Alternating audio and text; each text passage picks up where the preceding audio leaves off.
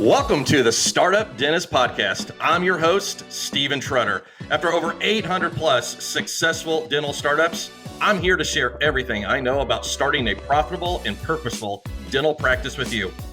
Welcome back to the Startup Dentist Podcast. Super excited for today's episode. Before I jump into the topics, most recently, if you are thinking about starting or acquiring a practice, and you're exploring like, okay, I want a team behind me. I want a team that knows how to do this. And you want to understand like, what do actually startup consultants do and what you should do to evaluate those. So check out one of my most recent episodes because I talk about this because I'm passionate about it. Yes, that's what I do. Yes, that's what my team does here at Ideal Practices. But more importantly, I want to make sure like anybody that's out there, like I'm passionate about startups. I'm passionate about new practice owners. And I want to make sure like, as you evaluate that you find the right team, that's the right fit. That can give you the elements so that when you open a practice that you launch, you just don't dribble out and you kind of just open your doors. So check out that episode. Today, we are talking about something that doesn't sound very exciting at first, but I promise you, this is one of the most important topics for any dentist who wants a thriving, stress-free, well, I don't know about stress-free, but maybe less stress practice because there's always going to be stress. Today's episode is all about systems, not technology, not fancy equipment. I'm not even going to talk about marketing. I'm going to talk about systems because the truth is this. You don't have a practice problem. You may have a systems problem. And if you've ever felt like this as an associate, you're putting out fires, your team keeps on asking the same questions, things fall apart if one person is out of the practice, or the practice only runs smoothly when you're there, this episode is for you. So let's start out first by defining what it means by systems. And a system is simply the way that things should get done every single time. And I have a story about like some systems internally here at Ideal Practices that I found the other day that were in place, and it was amazing because they were there, but I didn't know it. But now I feel so great. This is not a binder collecting dust. It's not a policy manual that no one reads. A system is simply some things like, how is the phone answered? How does the patient move from first call into treatment and treatment acceptance? How do you collect money? Where do you take money? How's sterilization handled? So even how new team members are trained. So when I asked the Ideal Practices team, I said, all right, think about the clients that we have supported over the years and continue to support. I said, who's got great systems? Well, there's a lot of names, but one continuously rises to the top. So I'm going to put her on the spot today. So I've got the queen of systems. I have Dr. Amanda Burke. She is, I'll call her the CEO of Burke Dental Group. Dr. Amanda, thank you for joining here on the Startup Dentist Podcast. Welcome. Great to see you again. Yeah. Thank you for having me. Absolutely. Excited to be here. Share 100%. some pearls, share some wisdom, share some failures that turned into good systems. Yeah, and avoid dumpster fires. You showed me just before you have a gift. Oh, my little guy. Yeah. Okay, folks, if you're watching, this is a dumpster fire. They happen, I guess. Emotional support dumpster fire. My little friend. I'm fine. Everything's fine. It's fine. Oh, I love it. Well, we always have those days. Dr. Amanda's been so gracious to give us some time, and she said, well, it was one of those days. Well, we all have those days. Yes, it was. Sometimes. We all have them. And now we're getting to the end of the year. So there's always things that are kind of coming to a head. So I'm super excited. So let's talk about what happens. Let's start off here.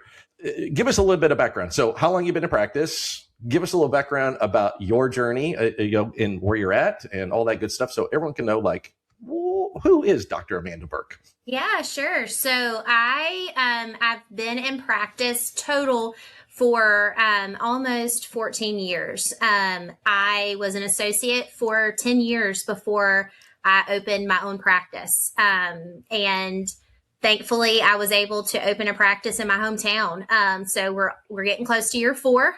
So we have been super blessed here with the growth that we've had, the following that we've had, and just, a lot of patients that feel like family around here.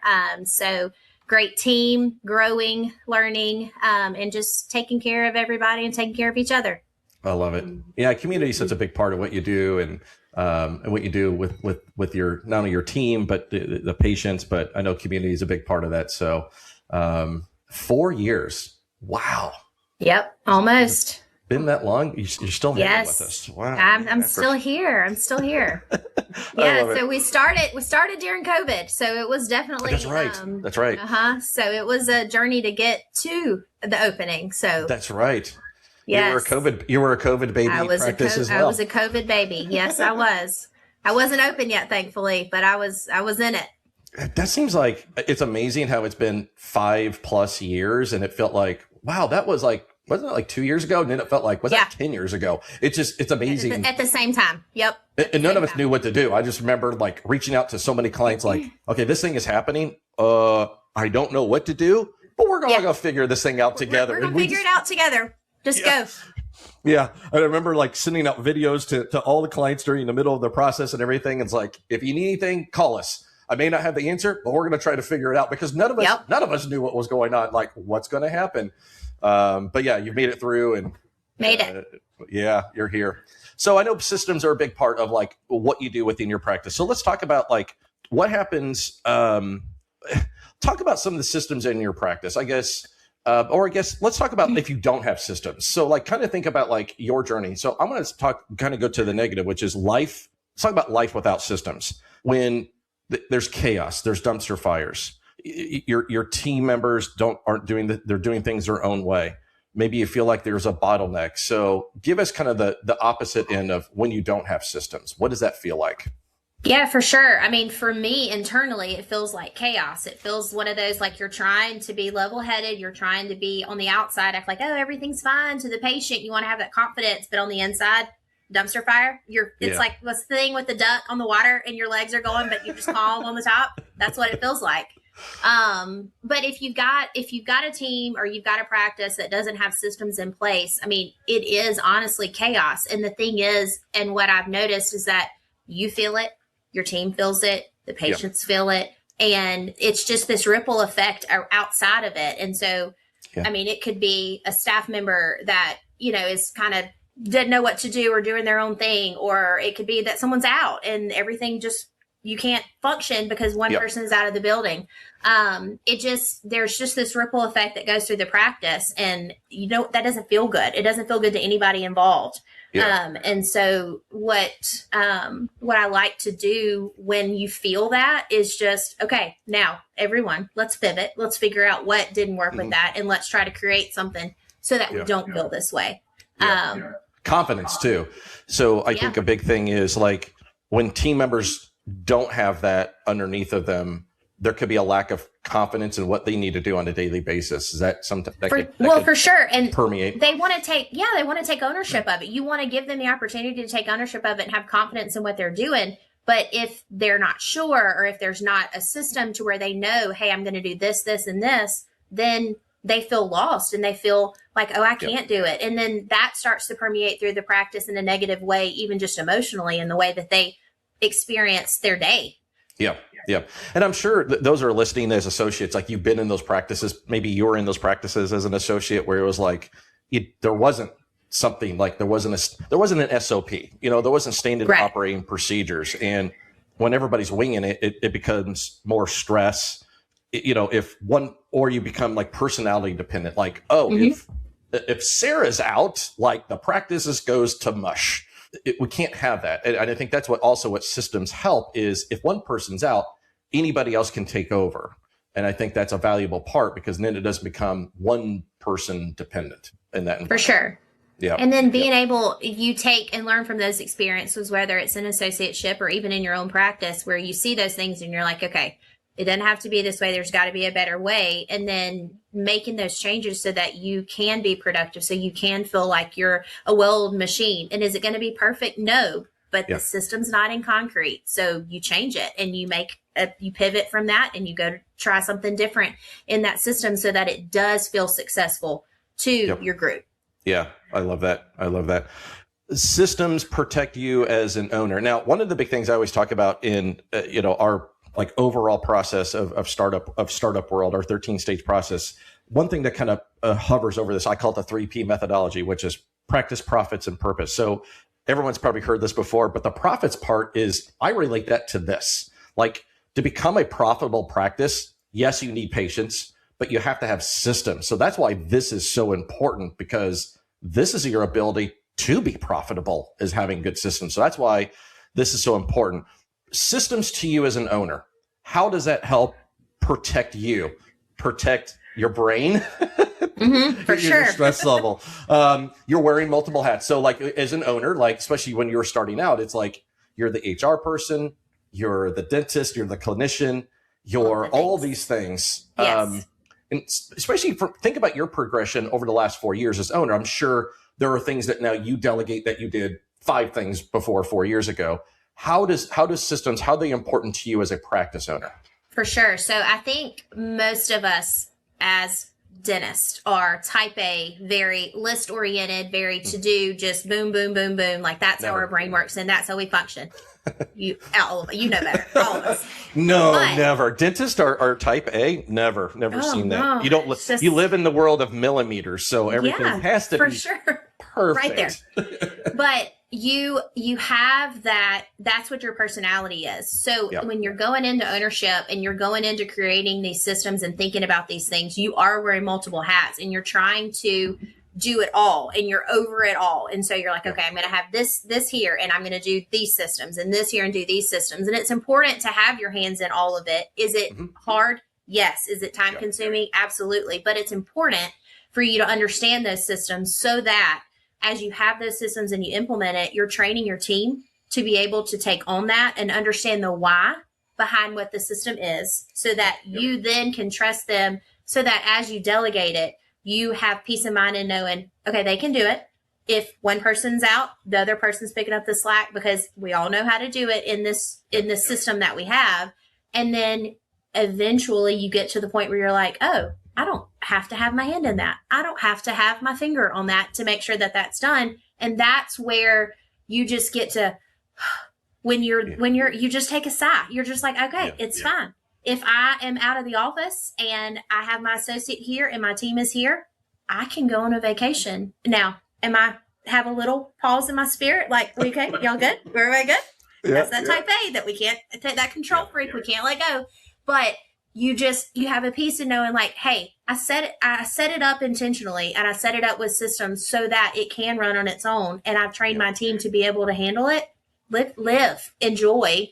It'll be there when you get back, but you've trained your team in order to do that so that you can enjoy that. And that's part of the progression in terms of to get back your freedom. Yes.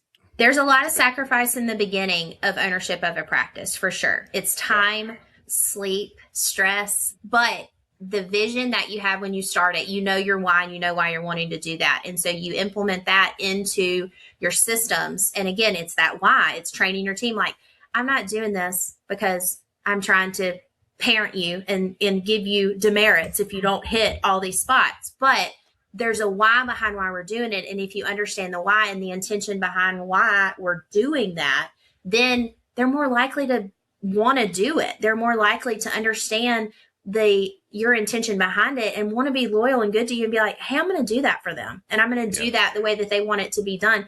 And vice versa. If there's something that they're doing that I could help them with, tell me, and let's work together. And that's that team part of it. And again, not set in stone, things can change, but learning through it as you're implementing these things and as your team grows and changes too.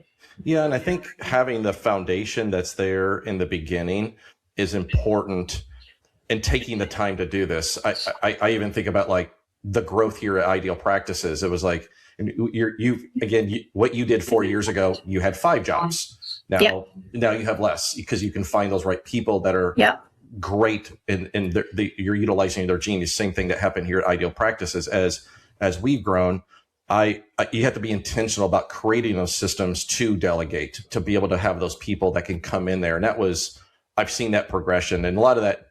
I've been a student of strategic coach for years, and a lot of that is the systems of how to scale a business. And again, you start off small as a startup, but then you scale over time. But those systems that you work on in the beginning allow you to scale and to give you the ability to have vacations. Yes, have that freedom. So yes. What about the patient experience? And give us some pearls of so let's talk about patient experience. I think systems are important for the patient. Do you agree? Like, Oh, 1000%. It just, yeah, it gives off confidence in the practice. But in just talking, they're not going to know that you're prepping that MOD with this certain margin and this certain box and the form and everything is correct. Now, I want it to be, but they're not going to know that. But the yeah, confidence in our practice and what we're able to deliver to them doesn't come from us taking a handpiece to the tooth, unless we hurt them. But it doesn't come from that. It comes from them having the confidence in what we're doing as a team and just having a well-oiled machine from the moment they make their first phone call and say, hey, I want to be a patient here. Tell me, how do I get on the schedule, to when they leave with a goodie bag full of stuff and they know what to do with all this stuff that we're giving to them. They're well taken care of here. And then they're telling their friends when they leave, hey, I've got a great dentist and I want you to go see him. And then you grow.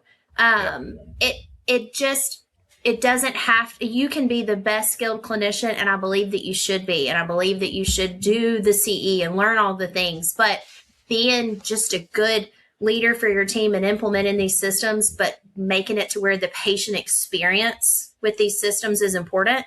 That's what they want. And that's what's going to help your practice thrive. yeah. One of the big things we always talk about during the startup journey is we want for our clients and for you, and like everyone's gone through our system, is we want that first patient that comes in on that day to not know they are your first patient. Yes. That's how important that systems are from day one. We want them to leave as raving fans. And that's why it's so intentional. I feel like so many startups that try to DIY it, where they get stuck in like the equipment and the construction. And all of a sudden they get to the end and go, oh crap, I need to develop systems. Where do I begin? It's like this last thing that they think about, because they're thinking about the physical structure of the practice and not about, I'm going to be a business owner on Monday. What am I doing from a business? And your case acceptance goes up exponentially by having systems. You don't have to be the greatest selling dentist, but having a system and building trust. So that's why systems are important, because it actually makes your practice grow and get better case acceptance, because they understand this whole process and they have so much faith in your team. Absolutely. I love it. What are some of give us some pearls from Dr. Amanda. Are there some things you're like, this is what my team does well? Like, are there certain things that from a systems perspective that you have found like made your life easier, but helped build the successful practice that you have? Yeah, for sure. So I think one of the things that we do really, really well is just trying to make our plans and make our patient care definitely patient-centered, by not only having the staff up front, call them by name and address them by name and, offer them all of the perks of having, coffee, water, snack, whatever, but to bringing them in the back and just focus that time with them, as far as clinically speaking, just from even like our systems back in the back with the clinical, everything's color coded, which makes my type A heart happy. But that's where if someone's out, but they see green on my schedule, they know they go get a green tray because everything matches together. That's another system with, clinically, a hygienist could go help me set up for a filling because they know that filling is in a blue color. I'm going to go get the blue tray in the blue box and I'm going to set it up in there because it's a blue appointment. And just having systems like that, let's say someone's out, we're running behind, help us out. And they can go in there and do that. So again, just keep everything rolling. One thing that I do think that we do well is from the standpoint of the telephone call, and training my staff up front, answering the phone. Hey guys, I want to make an appointment. Awesome. How'd you hear about us? And just making that personal connection with them prior to, well, tell me about your insurance, making that personal connection. How'd you hear about our practice? And then getting the patient on the schedule, getting the information from them on the front end. That way you're helping out the hygienist who is then going to see that patient to start with, having all of the information with paperwork so that then they can go and do what we call chart prep, which is you're going in, you're reading paperwork, you're getting everything together as far as what they need to have, prepping it ahead of time. Then it's my turn. And then I come in and make sure the same thing is done. So we are ready for the patient before the patient is ever in the chair from a clinical standpoint. We know what they need. We know what they're eligible for. We know what we need to present treatment for before they're ever in the chair. And then you get in the chair and you're explaining to them, hey, this is what you need. And here's why. We've got x-rays. Every patient has intraoral photographs that we show them on the screen. They're immediately popped up on the screen. Without fail, they're going to get it. And having that system from a hygiene standpoint, everyone gets it. And then the patient gets to see it. So that visual, again, patient acceptance, clinical acceptance, because you're showing them those things. We all have it. But then on the way out, again, calling them by name, addressing them by name. They've got appointments when they leave. Again, do not leave here without an appointment. That's one of our systems. We have it in place and we double check ourselves at the end of the day that everyone does leave with an appointment. Just from start to finish, there's a system in place with that patient throughout the practice and just making sure that we're running it well like that. Another, I have we have a back office, system, as far as collections and how we do that and how we run that show, recall system, how to get patients back in, letters, emails and such to kind of get them in. It's throughout the practice. I mean, everything. They're everywhere. They're box. Everywhere. Yeah, they're there's everywhere. an SOP for everything. So that's important for everyone's listening is, and do you review these like on a regular basis or just, is there a process that you do to like, hey, is there something, or is it, hey, when something comes up, do you need to address it? I don't think there's a wrong answer, but how do you address what you do with your systems? So we actually have a yearly meeting where we all kind of sit down as a team and review and go back over our SOP. What do we have? What has worked? Where are we hitting roadblocks? Where are we hitting speed bumps? What do we need to do to make this better? And we review it as a team. It's really easy to get kind of locked into clinical versus business office, and they mesh. They were all together the whole time, but there's just the clinical team may not understand, okay, well, when we have an EOB, this is what we're doing with it. They don't understand that because we're not communicating that, which is fine, but it all works together. And so when we're all in the same room, there's also that camaraderie where you're like, oh, I didn't know that. I understand that now. Or well, can y'all help us with this because we see this? So having that group effort to review back over. But there is always the opportunity to change the system. Open door policy with me. If you see something and you need to say something, tell me, what it is, or if you have an idea for something better. Because like I was saying earlier, it is not in concrete. There is nothing that says that this is the rule and it is the only rule, because I'm always open for something to be better and run smoother. But what I also try to make sure that my team knows is that when we do mess up or there's a system failure and we see, hey, this didn't work, this happened with this patient, or this happened with this insurance, or whatever it may be, that we're not upset, we're not mad, not coming down on anybody and trying to, discipline, but it's like, okay, but we know that didn't work. So let's see what we can do to make this system better so that we can do better the next time, because I don't want it to happen again to this next patient. So let's learn from this opportunity or this missed opportunity, to take care of them the way that we would want to be taken care of. Let's make a change. And so it's always, and it may not be on paper, it may not be that we go into our SOP and make a change in our Word document, but just knowing like, hey, we're going to do this a little bit differently. Let's pivot a little bit, see how this works, and then come back to it. I'm really big on reminders in my phone, like, hey, did we like that? Hey, did we, and at the end of the next month, I'll go back to the previous month's notes. Okay, what did we, are we okay? Everybody good? And kind of review that at our monthly meeting. I love that. Just to regroup. Yeah, it's funny. Like the phone, it's like you have that idea, and you're like, that's going to go in the notes, and I have lots of notes. There's lots of notes. We'll find them one day. Yeah, one of these days I'll do something with some of the ideas that are in there. I love that because it's always like an evolving thing, with systems within a practice, and I think you have to be intentional. Do you spend admin time? Do you have admin time in your week? Yes, do. So Wednesday morning is my admin time. So that is also, it's my time to get my systems done. It's my time to follow up on the things that I need to do within the practice. But it's also a really great time for me to spend individually with people on my team, to just say, hey, how's it going? What do we need? What can I do to help you? What do we need to have a conversation about? But I think that time is invaluable.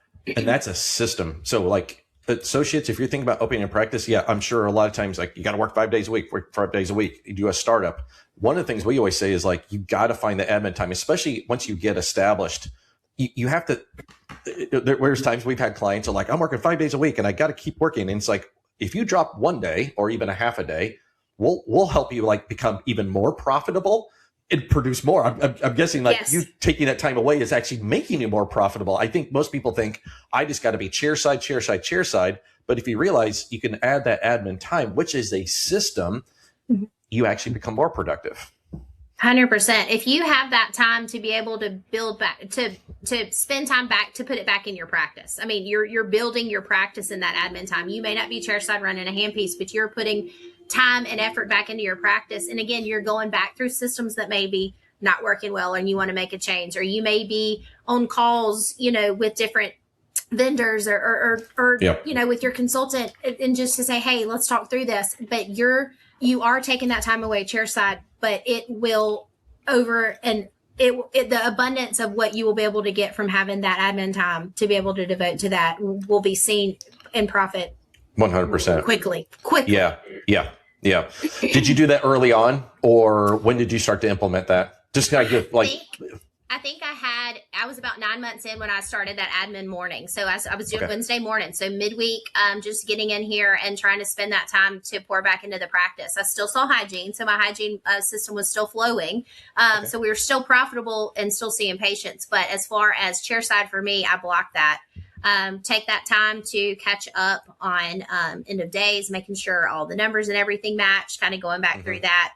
And then taking the time to just, just the stuff that you spend so much time in prepping before you open your practice, just going back to it. Because unfortunately, when you're chairside and you have your head down, you've got to work. You're doing those things internally. That all those things are happening. But in order to get that time and to have it, be successful and be profitable, you got to spend that time doing it. And unfortunately, at the beginning, I did a lot of that late. I would stay up there 7, 8 o'clock thinking that was what I had to do in order just to get everything done. And just adding in that one morning, I mean, I was getting home. I felt more rested myself, which in turn made me better the next day by taking some of that load and stress off too. So some of that is internal. Some of that may not be immediately seen, but you feel. Yeah. And I think like it's important, like as a startup, it's like all hands on deck. You're going to put in those hours. I don't want to fluff this up and say, hey, startups, you will. It's a pain in the ass. They're tough. They're hard. Not everybody should do them. They're hard. But you have to be very intentional about having these systems in place so that it allows you to build a successful practice and then give yourself that time. Because Dr. David Maloli, he's the relentless dentist. I don't know if you heard him before, but he talked about like you as the racehorse, like you got to take care of the racehorse or the racehorse dies. And I think it's important to be fresh. You said like to be that next day, you're better because you're in a better place for that. So like it's hard in the beginning, but build that around that. Talk to me a little bit about culture. So like how do systems help with culture within your practice? Or how do you see it helps? Yeah, sure. So a lot of our systems that we have in place, I try to be intentional when we do create a system that I'm not putting all on one person. I love a backup guy in every system. So let's just say we have somebody who's in charge of insurance verification. That's their baby. I'm going to go and I'm going to make sure I've got the patient's information. I'm going to call the insurance company, fill out our benefit list, and know that everything's in the computer correctly. Awesome. You have it there and it's in. Well, the hygienist is her backup guy, because if the hygienist is going in and sees this patient and goes back and says it's ready, the hygienist is like, it's not ready. Then the hygienist is the backup guy for the other person who's in charge of that up front. And again, it takes me out of the equation because they're not coming to me and saying, hey, we don't have a new benefit list, or hey, are we eligible for this? You're going back to that person and having accountability with that person in that system. So in our systems, I've seen that. And including everyone in it and having that backup, it's creating accountability. But in doing that, it's not I'm going to get you in trouble and I want to catch you. It's like, hey, can you help me? Can you help me do this? Can you make sure this is done? It's just having that camaraderie between each other and trusting and having that kind of relationship. Like, I trust that you're going to set me up and be able to do my job the best that I can. And then vice versa. When that hygienist is walking that patient up to the front person and saying, hey, I saw Miss Jones today. We did X, Y, and Z, and Dr. Burke did the exam, and we're walking up front. She's doing her part, and she's already got all that in the computer.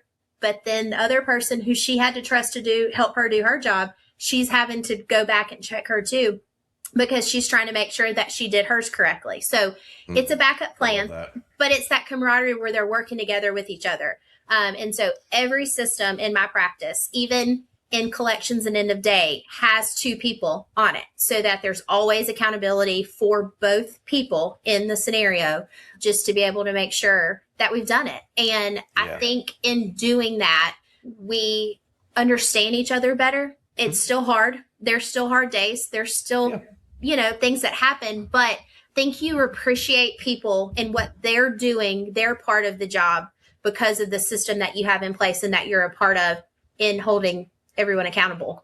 Yeah. Dental practices, I hear, sometimes have drama. Oh, we don't do drama. I don't do drama. Exactly. I know. Well, I know you don't, but I'm saying no. They do. They do have that. That's what this is. This is also about reducing that drama. I'm sure you've worked in those practices. People are listening have probably worked in those practices. There's like drama because this is there's a breakdown between who's doing what, who's backing up. There's finger pointing.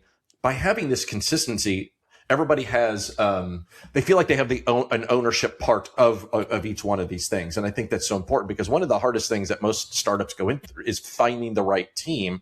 But finding the right team is obviously finding the right people, but then having the people that can mesh together and building that culture, and systems help build culture so that there is accountability across the board. That way it's not like, hey, the front desk did it wrong, and then the back office is everyone's like, there's a team member that backs it up. Now you can't have that in the beginning because you're going to be limited on how many team members. For sure.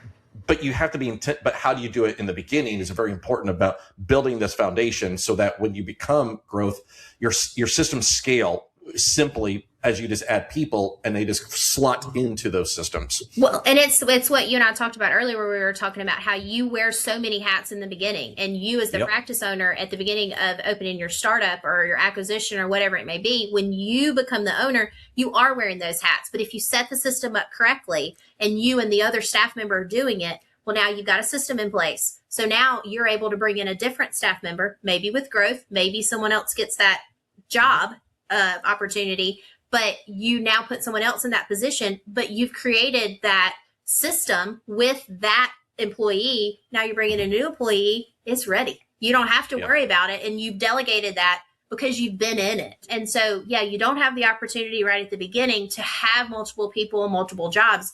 It's you. You get to do it, but you get to make the system what it needs to be because you're in it. And as an associate, we don't know a lot of these systems. And so a lot of it is school of hard knocks. Not going to lie. You learn a lot as you're going. And a lot of it's like, you look back 2 years later and you're like, well, I was dumb. I should have done that. But you don't know at the time until you're in it. But once you create it and you create that system and you get that plan going, and then you start to bring other people in, you already got it. You've already got it established. But that's about finding the right people too, that can jump in there and fit within that system that you've created. It's what you want it to be. You just have to find the people that work within what your vision is. Yeah. And we as owners of businesses are the biggest bottlenecks. Oh, yes. Like we're the greatest impedance of growth. So like, I think I've having supported probably 1,000+ practice owners, you understood in an early stage, like, okay, for me to grow and scale, I need to be able to develop systems to then have people that I can delegate these elements to. But the other thing is that those new people probably come up with even better ideas. I know that happened here at Ideal Practices, like the way I used to do things. And then as Mike and Stacy and some of my key team members have come on board, it's like they say, we could tweak that. And it ends up being a better way to doing that, because I'm the impedance of growth. So I think as new practice owners, it's important to know all those areas. That's one thing. Like we teach you to know how to put through a claim, how to do all these things. You need to know every single aspect of your practice in the beginning. But what you need to do is be very intentional about how can I find those right people for you to then do the things that are most important for the growth of your practice. And it isn't putting through claims. It isn't doing those things. It's creating those systems, but you have to be intentional about creating systems. I think a lot of times entrepreneurs, we generally go, I'll just take care of it. I could be faster with it. We probably are. You probably have done that before, I'm sure. Yes. However, if you spend a little extra time about developing a system and helping develop the people within your team, that's the growth of a business. For sure. Well, and you learn as an owner, as you're setting up these systems and training your staff, that again, type A, control freak. We just want to do it, but we don't have time to do it. And we don't have the brain width to be able to do it and still be able to practice clinical dentistry to be a profitable practice. I mean, that's what right. we do this because we love it, but we also do it because we need to provide. And so we got to pay that loan back. So we got to work. And you have to be able to say, okay, I've got to take my business cap off. I cannot read the COB and input this money anymore. I cannot go through and call the insurance company to do it. But you absolutely need to know how to do those things and be a part of it, especially in the beginning, because if you don't, how do you set up the system? How are you going to know? You can't just be like, hey, can you figure this out? Because that's how are you going to help them if they have a problem? They don't have a backup buddy anymore. They're just like, I'll just wing it. And you just have to have your hands in it or else you're not going to know. Now, as you start to implement that with your team, what I try to remind myself in my control freak way is 90% of what Amanda would do is okay. And that's perfect. It doesn't have to be 100% Amanda because it's not going to be, but 90% is absolutely perfect and it's done and it's great. But like you said, having other people that come in that can maybe flip it and say, hey, what if we did this? Absolutely. Let's try it, and give it a go. And that's that meshing of that team as you're coming in, and it makes them feel like they've been able to own it and bring something to the table, which only helps with their confidence too. I love that. When we were building out systems years ago, kind of the beginning stages as other team members, and just as we grew and I had to get out of everything, I had a motto, which was get it to 80% and I can get the other 20. And that was just how I used to build systems. It was like, if Mike said, hey, I want to do this thing, I have this idea. He's like, how do you think? I go, you get it to 80%. I can get the gap. I'll fill in the other 20%. I like your 90-10. Yeah. Now it's like, here it's more like 95-5. It's like they said, here's 95%. I put my 5% on top of it. It's like, it's cool. And I love that because more brains are just smarter. It's for sure. Like, we as practice owners or as business owners, we don't have all the ideas. I readily admit, like, I don't have the ideas, but when I have 15 other people that have ideas, that's what I love. And that's what I love about culture and systems. It's like it breeds that. So I guess part of our discussion has been about team building as well, as well as systems. But it's so important because they coincide with one another. For sure. Absolutely, they do. You're just in doing the systems and setting it up, you are being more profitable. You are able to take a lot of load off of you, but you're creating a culture within your practice that just it again makes it more profitable and makes you feel more confident in what you're able to provide for your patients and for the culture that you're able to provide for your team.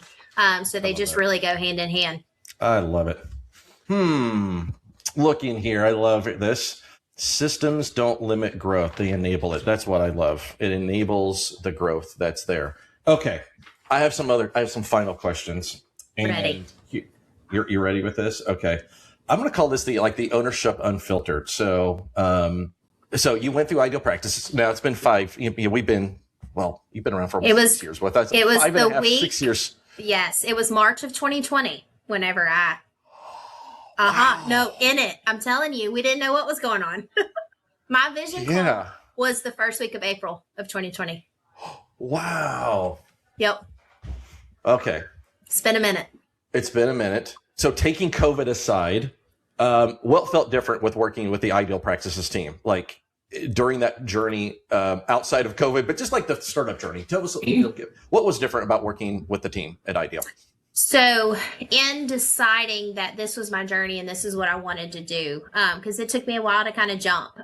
Whenever I started talking to Ideal and getting just the feel of what Ideal Practices was going to be able to offer, and the confidence in knowing that they had a well-oiled machine and they had done it. I think at that point, it was 600, but I know it's more than that, at this point. But just the step-by-step process and carrying you through it and just knowing that everything that we were going to have to go through was already kind of blueprinted and we had everything already in place. And it wasn't a guessing game for me as to, okay, what do I do here? What do I do here? Because one of the things that drives me crazy most about dental school is that we're not taught how to be business owners, and we're not taught how to be managers. We're taught how to work on a tooth. And I was so uncomfortable with the thought of being a business owner and being a manager and that, and not knowing how do I buy a practice? How do I open a practice? How do I get a loan?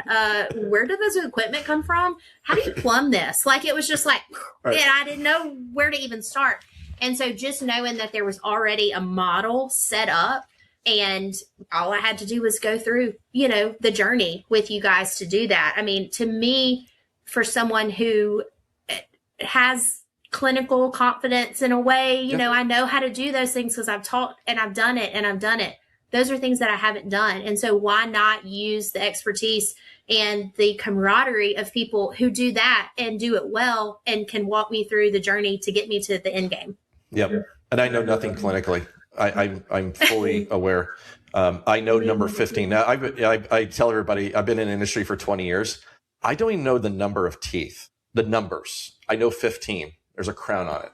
Oh, I call it the upper left tooth. That's what I refer to as number 15. So you're in the right spot. So I can't teach clinically. My team doesn't teach clinically. It's about how do we help? How do we take associate to CEO? That's like that. It's the entrepreneurial stuff. Did you feel fully ready when you were ready to take the leap into practice ownership? Like when I opened, or like when I was like, okay, I think I'm going to do this. Sure. Yes to all. Either one.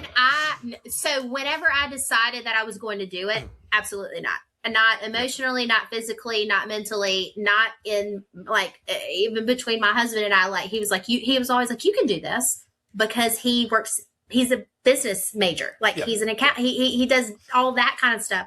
He works with businesses and does all that, and it all makes sense to him. And I'm over here like, I do teeth. Like, I don't know. What do you mean bookkeeping? What am I gonna? I gotta pay taxes? What is use tax? I don't know any of this. And so he was always like, you can do it. You can do it. And I was like, I'm good. I was always just, let me go work and get a check, and I'm going to go home. And that was good. And then one day it was just like, hey, you know what? I can do this, but not ready. Confident that I could. But that was just because that I signed on with Ideal and had the right team. And then that's where that confidence came. Now, whenever the doors were ready to be open, and Stacy can probably write a book about the crazy that was here. Mm-hmm. I felt more ready than I thought that I was going to be that day. But it was because we had gone through every single step, and I had my hand in everything. We were getting benefits.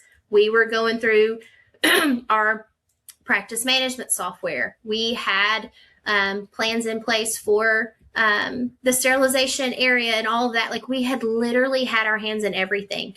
And the beautiful part of it was that the clinical aspect of it, that was the easy part. That was the part you don't have to think about. And so you just, at that point at the beginning, you just quickly are like, okay, that's a well-oiled machine. I can do that. Let me work with this. And taking your time to do that. Ready? No. But prepared? Yes. I love that. Ready? No. Prepared? Yes. We're going through that whole process of developing systems and everything. And I always tell that the associates that gone through our program and say, are you going to be 100% ready? Probably not, because you just aren't. Are you going to be 100% more confident and better prepared? Yes. Yes. Because things are going to happen on the first day. And it's more about like, oh, if that does happen, okay, we have a system around it, or we know what we need to do. It's about having a foundation underneath you of like to be prepared. So no one's 100% ready. No, not ready. But your fallback is there because you've built that foundation. You've gone through all of those things, and you have all of this set up beforehand. And so it may not be that every fire can be put out immediately, but it can be. You just have to get to your fire extinguisher, put it out. Yep. Right. Before it turns into a dumpster fire. Right. Yeah. Dumpster fire. And hopefully everyone's listening. We talked about dumpster fires today. So it's, hopefully people take away more than dumpster fires. That's right. Everything's fine. If an associate is listening, debating about whether they need help or not on the journey of becoming a practice owner, what would you tell them? So again, I do not feel like dental school, of course, I only have one experience, but from what I can tell just from the relationships that I have created through Ideal and through just this career, we don't feel adequately prepared from a business aspect and an entrepreneurial aspect to be able to do this. Now, through life experiences, absolutely. Spouses, friends, family that can help us 100%. But as us personally, I just don't feel like we're as prepared as we could be from an education standpoint. And so because of that, I mean, going in with Ideal Practices for me and the journey that I went through, I would tell everyone I would pay 10 times the amount that you guys were an investment for me for, because it helped me not only save money. I know I did. There's no doubt about it. Not only with equipment and the way that the layout is, but from working with real estate and getting our contracts for our lease agreements and everything taken care of and looked over.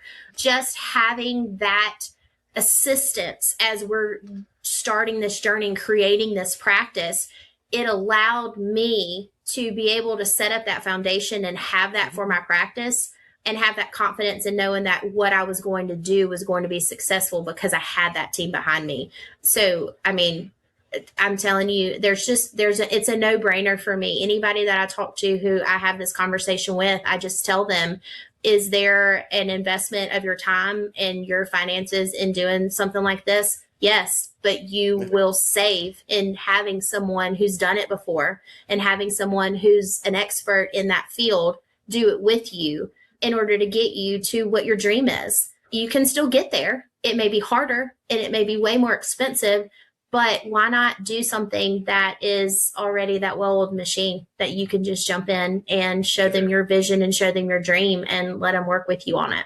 Yeah, come into the system. We have a system. We have a system. And I think, again, DIY is a great approach. And I'm just passionate about startups. There's nothing more satisfying than when clients like yourself don't have to work as an associate anymore. That is the Freedom Day. And Freedom Day. I love Freedom Day. And that's the goal. And that's what my passion is, and our team's passion is doing that. So thank you for taking time out, Dr. Amanda. I really appreciate it. It is great to see you again. I saw you a couple months ago. Yes, you did. Thank you for sharing so much wisdom. Happy holidays. And I really appreciate taking time out and sharing your journey as a practice owner, but also the importance of systems. So absolutely happy to do it. Thank you. Awesome stuff. I'm going to leave you with this, everybody. You don't build systems because you're controlling. You build systems because you care, your team, your patients, and your future. Systems don't limit growth. They enable it. So when you have those days where you're like, or you're getting to build a practice, important part is to be profitable. You need to have systems. Everything from the beginning needs to have a standard operating procedure around it and having systems so that when you open, you're profitable.